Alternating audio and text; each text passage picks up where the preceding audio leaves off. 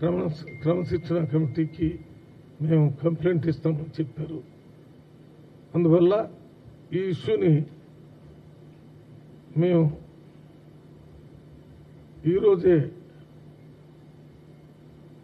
ఒక తుది నిర్ణయం తీసుకోకుండా అందరిచ్చినటువంటి కంప్లైంట్స్ని మళ్ళీ సమగ్రంగా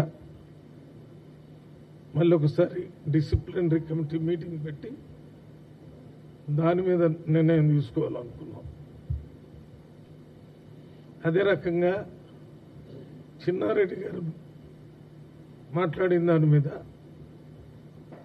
వనపర్తి ఎమ్మెల్యే మెగారెడ్డి గారు ఇచ్చిన కంప్లైంట్, మెగారెడ్డి గారు ఇచ్చిన కంప్లైంట్స్కి ఈరోజు చిన్నారెడ్డి గారు కూడా రిప్లై ఇవ్వటం జరిగింది. మేము ఇచ్చిన వివరణకి ఇవ్వాలంటే ఈరోజు ఒక వివరణ ఇచ్చారు.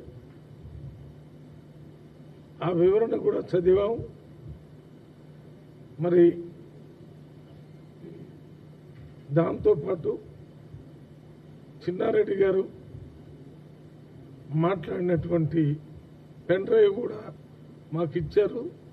ఆ పెన్ డ్రైవ్లో వారు ఏం మాట్లాడారు అనేది పూర్తిగా కంప్యూటర్లో పెట్టి అందరం కూర్చొని మా కమిటీ మెంబర్స్ అందరూ దాన్ని వినటం జరిగింది.